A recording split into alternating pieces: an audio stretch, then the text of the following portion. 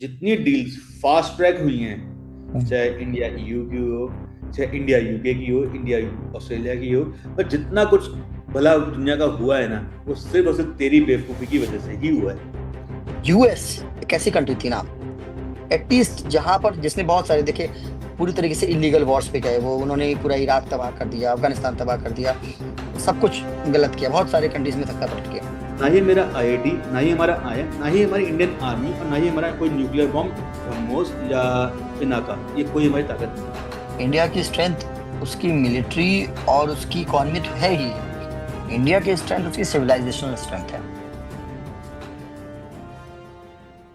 वो ये सर देखो फर्क देखो ना, दुनिया की सबसे पहली मस्जिद हिंदुस्तान में बनी थी, जिस वो भी उस टाइम पे जब हार्डली 50-100 मुसलमान भी नहीं थे। यूक्रेन से लोग पोलैंड से लोग उठ के गुजरात में आ जाते हैं, वहाँ के दादाजी के कहने के उस पे। ईरान से लोग, यहाँ तक कि जो ईरान से लोग यहाँ पे आ जो जाते हैं और कहते हैं कि हम जो ईरानियन है, ईरान पारसी हैं, वो सब तो ईरान से आए हुए हैं।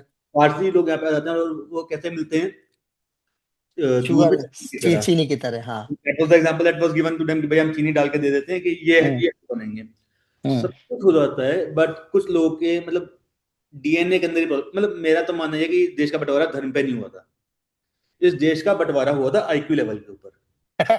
बहुत अच्छी बात और कही आपने। जितने भी लो आईक्यू के बंदे हैं वो रेड क्लिफ लाइन से उस तरफ चले गए, जितने भी हाई आईक्यू वाले बंदे थे वो इस लाइन में रह गए, और जो सुपर लो आईक्यू के बंदे थे वो पूर्वी पाकिस्तान में चले गए थे।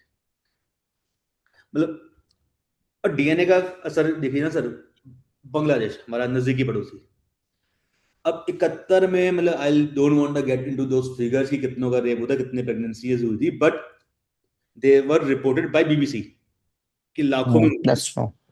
एंड लाखों की प्रेगनेंसियों में कम से कम 70-80 हजार तो पैदा भी हुए होंगे। हम्म। और ये वही डीएनए जो बोल रहा है, मतलब so cold nuclear, not nuclear, Nobel laureate, जो बोलता, जो क्लेम करता था कि his mother was raped, hmm. Yunus का क्लेम है, हम्म।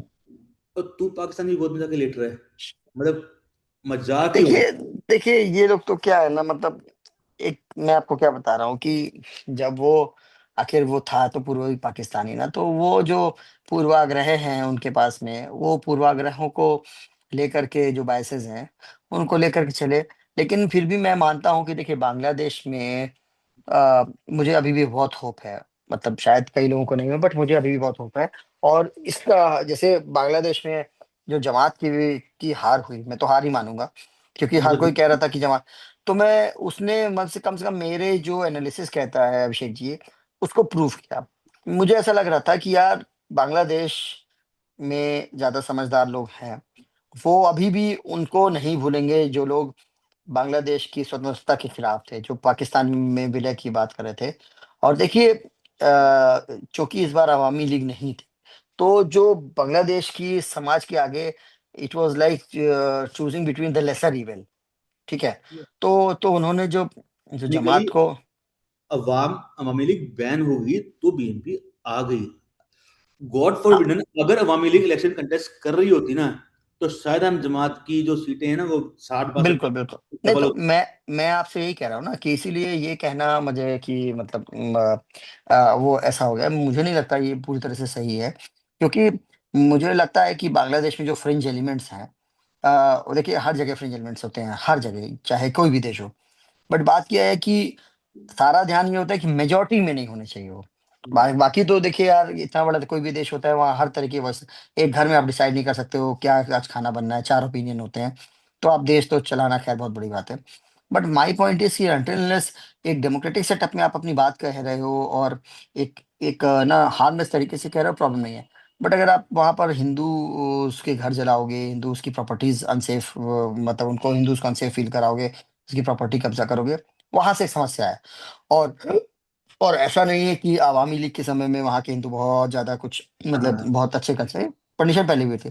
बट बात यह है कि देखिए, अब फॉरेन पॉलिसी में आप के पर्सनल चॉइसेस नहीं होते। एक कंट्री अगर सोवरेन है तो फिर आपको उसके मैंडेट को रिस्पेक्ट करना पड़ेगा, और वहां पर आपके जो रिलेशंस हैं वो किसी व्यक्ति, किसी पार्टी से नहीं होते, वहां उस देश से होते हैं। अब मैं बांग्लादेश हाई कमीशन के लोगों से मैं मिलता हूँ, इनफैक्ट मैं कल ही में मिला था बांग्लादेश हाई कमीशन के और लोगों से। मतलब एक प्रोग्राम, हमारे प्रोग्राम में आए हुए थे, वो पब्लिक प्रोग्राम था। तो क्या है कि ये कॉमन है, ऐसा नहीं है कि बांग्लादेश हाई कमीशन बंद हो गया, क्योंकि आपको पता होगा कि अभी जब जब तारिक रहमान की माता जी का देहांत हुआ था, तो विदेश मंत्री जी खुद गए थे, और अभी भी हमारे स्पीकर साहब गए हुए हैं, विदेश सचिव गए हुए हैं। और जब उनकी माता जी का देहांत हुआ, तो बांग्लादेश हाई कमीशन में जाकर के रक्षा मंत्री राजनाथ सिंह जी ने उनकी मदर की लॉबी दी, और विदेश मंत्री जी तो एक लेटर ही लिखे गए थे प्रधानमंत्री जी की तरफ से। तो मतलब क्या है कि विदेश नीति बहुत कॉम्प्लेक्स चीज है, इसको हम मतलब एकदम स्ट्रेट फॉरवर्ड हिंदू मुस्लिम समझ लेना, बाइनरी, या 1+1=2 ये कभी हाँ, नहीं हो सकता। नहीं होता। 1+1 8 भी हो सकता है और -5 भी हो सकता है। तो पॉइंट इज कि हमें उनके साथ ही काम करना पड़ेगा, वैसे ही काम करना पड़ेगा। हाँ, ये ध्यान रखना पड़ेगा कि हमारे इंटरेस्ट्स कैसे सध रहे हैं। और मतलब फॉरेन पॉलिसी में हर तरह के टूल्स होते हैं। कभी ल्योरमेंट होता है, कभी थ्रेट होता है, कभी डायरेक्ट बेनिफिट होता है, कभी इनडायरेक्ट बेनिफिट होता है। तो अगर बांग्लादेश की कोई भी सरकार है, मैं आपको बताऊं अभिषेक जी, कि रेटोरिक्स अलग होते हैं, इलेक्शंस के समय सब तरह की बातें बोली जाती हैं, बट अभी बांग्लादेश में क्या होगा क्या नहीं होगा, मुझे लगता है 6 महीने हमें रुकना चाहिए। और only after 6 months we'll be able to actually say that what's the real status। क्योंकि 6 महीने तो सरकार का हनीमून पीरियड होता है, और वो अपनी अपनी चीजों में संभालती है। फिर उनका भारत के प्रति क्या रुख होता है, ये देखते हैं। बांग्लादेश तो I think it's done and dusted, उसमें ज्यादा कुछ होने वाला नहीं है, स्पेशली बिकॉज ठीक है, जमात भी वेरी पावरफुल ऑपोजिशन नाउ, मतलब कम सीटें नहीं आई हैं, दे विल बी हाँ, 60-60%। Their voice. बट देखो सर, ये तो उनकी आर्मी हो चाहे नेवी हो चाहे सो कॉल्ड एयर, तो उन्हें ये चीज तो बहुत क्लियर है कि भैया नेता लोग कुछ भी बकवास कर देंगे, एंड अंत में पिटेगा कौन? अरे पिटना। जब वो अपने अपने प्रधानमंत्री, पूर्व प्रधानमंत्री को जेल में डाल करके उसकी एक आंख खराब कर सकते हैं, वो लोग उसको इतना प्रताड़ित कर सकते हैं कि वो बेचारा, आई एम नॉट श्योर मतलब उसके साथ में क्या क्या तरह के वो तो लोग, पाकिस्तान तो हो यहाँ गया तक ना, इमरान खान। सेक्सुअल हैरेसमेंट जैसी खबरें भी आती रहती हैं। तो मतलब मैं क्या बोलूँ, जो देश अपने पूर्व प्रधानमंत्री के साथ ऐसा कर सकता है, वो वो तो क्या। पाकिस्तान हो गया, वो पाकिस्तान में तो खैर फौज के मालिक को भी वो तो जिंदा इसलिए कि नफरत के दम पे कि भैया अगर इंडिया से पाकिस्तान के रिलेशन अच्छे हो गए तो फौज को पैसा कहाँ से मिलेगा? ये बस बस बस बस। पेपा जोन्स और ऑस्ट्रेलिया न्यूजीलैंड के अंदर आइलैंड कहाँ से खरीदेंगे, और यूके और लंदन और यूए। दुबई में प्रॉपर्टीज कहाँ से लेंगे वो लोग। तो उनकी तो कहानी बिल्कुल अलग है। अब जो उसने बलि का बकरा ढूंढा था, बांग्लादेश बांग्लादेश फौज को बहुत अच्छे से पता है कि अंत में पिटना तुम्हारे को, ये तो इसलिए ताकि वो इस गवर्नमेंट को तो खास तौर से बता देंगे भैया बकवास मत करो, तुम बोलते हो, अगर उन्होंने कुछ भी कर दिया ना तो पिटेंगे हम लोग भी। तो वो नहीं, बांग्लादेश देखिए, बांग्लादेश पे मुझे लगता है कि अब मतलब अब चीजें मुझे लगता है कि अब थोड़ी स्टेबल हो चुकी हैं। मतलब उनको जो करना था कर चुके हैं, हमें जो करना था हम कर जो चुके हैं। ड्रामा था वो हो चुका है, हाँ, चिकन में अभी तो। अभी जो इंडिया के लिए अभी इमीडिएट कंसर्न का विषय है मेरे हिसाब से, वो है कि यूएस और ईरान के बीच में क्या होता है। वो एक जी। बहुत सीरियस इशू है, क्योंकि मैं आपको जैसे बता रहा था कि आप क्या प्राइस में अपनी गाड़ी में तेल डलवाएंगे, सीधे उसकी सीधे वो से होगा कि मतलब क्या है। तो द पॉइंट इज कि मतलब अभी जो कंडीशन है वहाँ, मतलब यूएस और ईरान के, मैं तो चूंकि लगातार फॉलो कर रहा हूँ, और मतलब एक तरह से देखा जाए वर्चुअली मिनट टू मिनट में देख रहा हूँ। तो बहुत मतलब कोई भी एनालिस्ट इस समय एग्जैक्टली नहीं कह सकता कि क्या होने वाला है। मतलब बहुत स्ट्रांग वॉर के चांसेस बन रहे हैं। मतलब मेरे को बट तो इसके बट अंदर एक समटाइम्स ऐसा होता है ना कि sometimes perception of war is even beneficial than the war itself. मैं आपको या बताऊं। पराक्रम वाला टाइप ही हो गया सर। मेरे को मतलब फ्रेंकली क्या लगता है, ईरान का फ्यूचर विल डिपेंड कि how much Trump is confident in his mid term, because Iran में बॉडी बैग्स जाएंगे, और अगर एक बार बॉडी बैग्स यूएस में पहुंचने स्टार्ट हो गए, देन उनका पब्लिक सेंटीमेंट क्या चेंज लेता है और वो बिल्कुल बिल्कुल। करता है, दैट विल डिसाइड। देखिए, और आप ऐसे समझिए ना, मैं आपको बता रहा हूँ, मैंने आज भी ये कहीं बात कही थी कि you have to understand the Iranian society. Iran दरअसल फॉर ऑल साइड एक शिया कंट्री है, और शिया जो सेक्ट है इस्लाम का, उसमें मार्टिरडम को बड़ा सेलिब्रेट किया जाता है। उनकी हिस्ट्री ऐसी है कि ये करबला की लड़ाई में युद्ध करके और क्या क्या करके, तो उनके आप समझिए, उनके यहाँ पर जिस चीज को बहुत ग्लोरीफाई किया जाता है, यानी लड़ते हुए शहीद हो जाना। तो और उनका इतिहास ऐसा रहा है, वो बड़े ग्लोरियस सिविलाइजेशन के प्रोडक्ट्स हैं। तो ऐसे में आप एक मान के चलिए अभिषेक जी कि अमेरिका के लिए युद्ध आसान नहीं होने वाला है। और इसके एक नहीं कई रीजंस हैं। मतलब उसके मैं अगर आपको रीजनल रीजंस भी बताऊं, उसके जियोपॉलिटिकल रीजंस भी बताऊं, उसके इकोनॉमिक रीजंस भी बताऊं, उसके डोमेस्टिक रीजंस बताऊं ईरान के टर्म्स में, तो वो मतलब देर आर मेनी रीजंस जिसकी वजह से आई एम नॉट सेइंग कि युद्ध नहीं होगा कभी। इस मोमेंट हम बात कर रहे हैं और क्या पता हम देखें हमारे उसमें नोटिफिकेशन की अटैक हो गया। But the point is it's not going to be cake walk for US. It's because US is because Iran is not Iraq, Iran is not Venezuela, Iran is Iran. So and now that they have decided that US, they will not let US go scot free। तो US समझता है, Trump समझता है कि अगर हमने उन पर अटैक किया तो बहुत डिफिकल्ट हो जाएगा। और जाके आपने बहुत बहुत पॉइंटेड बात कही आपने अभिषेक जी, कि जब बॉडी बैग्स वापस वॉशिंगटन न्यूयॉर्क में आने लग जाएंगे ना, यूएस में आप समझिए कोई भी युद्ध अपने वहां नहीं लड़ा उनके टेरिटरी में। और उनके बूट्स ऑफ द ग्राउंड में उनका एक्सपीरियंस बहुत खराब रहा है। तो अगर वो देखेंगे कि बूट्स ऑफ द ग्राउंड की वजह से बॉडी बैग्स आने लग रहे हैं, तो आप समझिए कि यूए की वहां पर जान की कीमत बहुत ज्यादा है, बहुत ज्यादा। एक अमेरिकी सैनिक के मरने से ट्रम्प के की पॉलिटिकल कैंपेन, पॉलिटिकल एजेंडा पे जो मतलब फॉल होगा, मतलब समझिए उतना तो ट्रम्प ने शेयर मार्केट को लाल नहीं किया हो जितना उसकी उसका पॉलिटिकल फॉर्च्यून लाल हो जाएगा। नहीं सर, मेरे को लगता नहीं कि ईरान में कुछ होगा अभी, because Iran is not Venezuela. वो हाँ इतनी वही। कमजोर देश नहीं है कि भैया कोई भी आके उसे उसे आंख दिखा के चला जाएगा और वो चुपचाप देखता रहेगा। और आप समझिए ना, देखिए Iran is the last bastion of China and Russia. Exactly exactly last question and moreover मैं आपको बता रहा हूँ इसके कुछ मैं तो प्रैक्टिकल एग्जांपल्स, प्रैक्टिकल रीजंस बता रहा हूँ। Even the neighbors of Iran, the West Asian neighbors, they do not want Iran to fall. Not that they have any love for Iran, but see, because countries like Saudi Arabia, उनको ये चीज पता है कि मान लीजिए US वहां attack करता है, तो और हाइपोथेटिकली वो चीज मतलब आराम से वो कर लेता है, तो सर अगले दिन यूएस सऊदी का जो ऑयल मार्केट है वो क्रैश कर जाएगा, क्योंकि free flow of Iranian oil हो जाएगा। और यहाँ तुरंत इंडिया जैसी कंट्री से ट्रम्प को बार बार रिक्वेस्ट करेगा कि सर यहाँ से ऑयल ले लो, और इंडिया कहेगा भाई हमें तो जहाँ सस्ता मिल रहा है वहां से लेंगे। तो आप समझिए ना कि सऊदी ऑयल विल क्रैश, और यहाँ इस बेल्ट की जितनी कंट्रीज हैं सब वापस ऑयल खरीदना शुरू कर देंगी। सऊदी को नुकसान होगा, पहली चीज। दूसरी चीज क्या है कि ईरान ने कह दिया है कि this time it's going to be all out war, मतलब अगर हमला होगा तो सब तरफ होगा। तो सऊदी अरेबिया को लग रहा है कि कॉन्सिक्वेंटली हमारे जगहों पर भी हमले ना हो जाए। तो मेरा ऐसा मानना है कि Trump is gaining more from, as I mention to you, from the perception of war या rather और threat of war rather than actual war. क्योंकि ऐसे में क्या है उसका कुछ जा नहीं रहा है भाई, ये पोस्चरिंग है जैसे हम लोग आईआर में कहते हैं, इट्स ओनली पोस्चरिंग। कि भाई आपने अपना अपना फ्लीट भेज दिया है, आपने अपना दूसरा एयरक्राफ्ट कैरियर भेज दिया है, तो उतना एक प्रेशर बिल्डअप कर दिया है। लेकिन आपको एक चीज मैं बताऊं कि ये जो उनका इब्राहिम लिंकन है, उसमें सर 5,000 सैनिक हैं। तो अभी आपने सुना होगा कि आयतुल्ला कि वहां पर सुप्रीम लीडर ने ये बोला कि बहुत खतरनाक है यूएस के जो जंगी बेड़े हैं, लेकिन उससे भी खतरनाक है वो मिसाइल जो उनको समुंदर में डुबो सकती है। तो वो स्टेटमेंट बहुत बहुत क्रिप्टिव और बहुत स्ट्रांग था कि अगर आपने किया तो आपकी अगर, क्योंकि आप समझिए किसी भी देश का एक एयरक्राफ्ट, मुझे लगता नहीं है कि वर्ल्ड वॉर के बाद से किसी भी देश का एयरक्राफ्ट कैरियर डूबा है।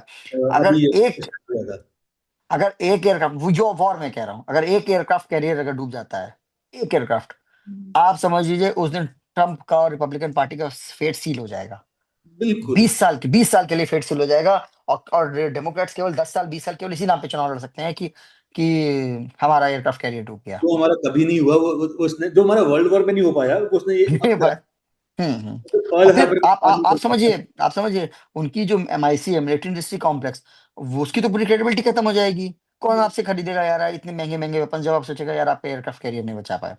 तो ये सारे ऐसे हैं जो वहाँ की कॉर्पोरेट लॉबीज हैं, वहाँ पे मिलिट्री लॉबीज हैं, वो नहीं चाहेंगी कि ऐसा कोई वॉर हो जिसमें उनको डैमेज हो। और दूसरा सर, अगर ईरान गिरता है तो जो उसका फॉल आउट है वेस्ट एशिया में, स्पेशली सऊदी के अंदर, वो झेल भी नहीं पाएंगे।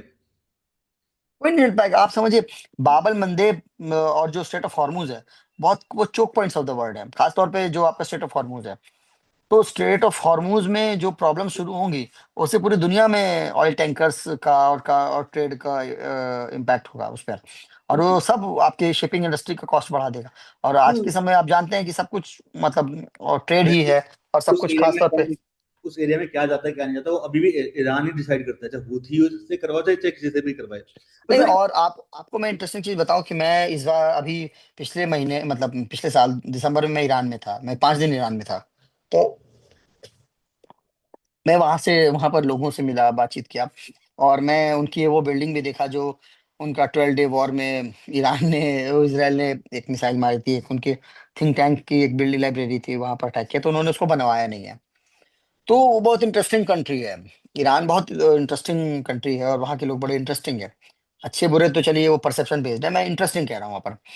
तो वो एक सिविलाइजेशनल स्टेट है। मतलब वहाँ के लोगों से मैंने बात की तो वो they are not a traditional Muslim countries. वो बहुत गर्व से अपने आप को एसोसिएट करते हैं रूमी से, ऑल्दो जो कि रूमी वहाँ का नहीं था।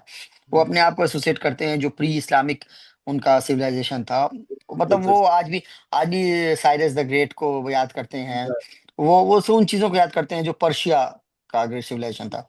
तो ऐसे में आपको लगता है यार हम इतने सालों से जीवित हैं, इतने सालों से हम सिविलाइजेशन है, पंगा वही है, हमें कुछ नहीं यूएस होगा। ने कभी किसी सिविलाइजेशन के साथ लड़ाई लड़ी ही नहीं है, उसने नेटो से लड़ी है तो वही अपने बराबर के 200-300 साल पुराने देशों से लड़ी है। सर उसने कोशिश तो की थी, वियतनाम तो उसको सिविलाइजेशन भी नहीं कह सकते हैं, लेकिन आप सोचिए कि वियतनाम ने जो छकाया था, और वो वियतनाम में भी तो वही हुआ था कि जब बॉडी पैक्स पहुंचने शुरू हो गए बेसिस में, तो वहां पर दबाव झेल नहीं पाई सरकारें।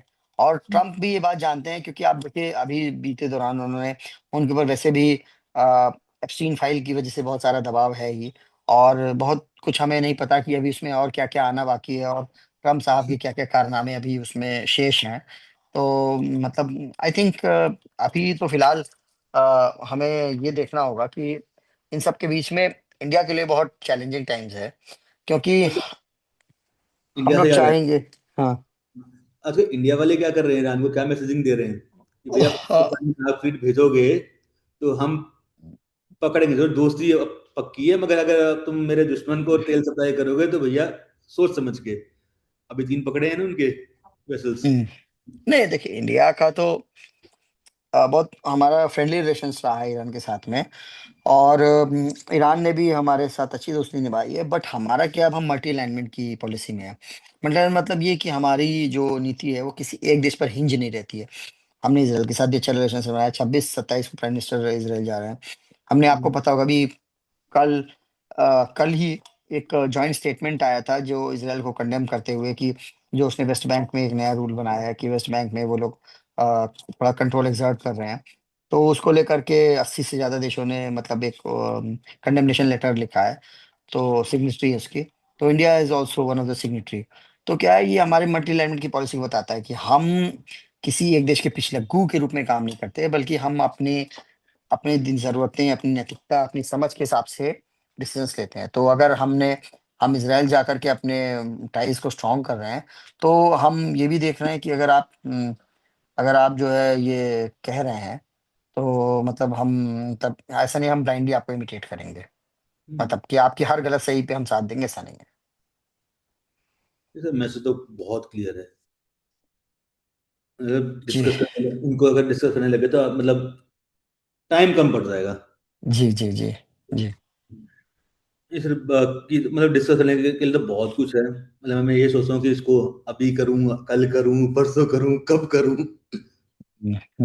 जी अगर जी आज पे नहीं रखते हैं बिकॉज जी। 10:30 हाँ। पौने 11 हो गए हैं रात के। जी जी। तो अभी तो हमने इंडिया की जियो पॉलिटिक्स और बाकी मतलब फ्रैक्शन भी डिस्कस नहीं कर पाए।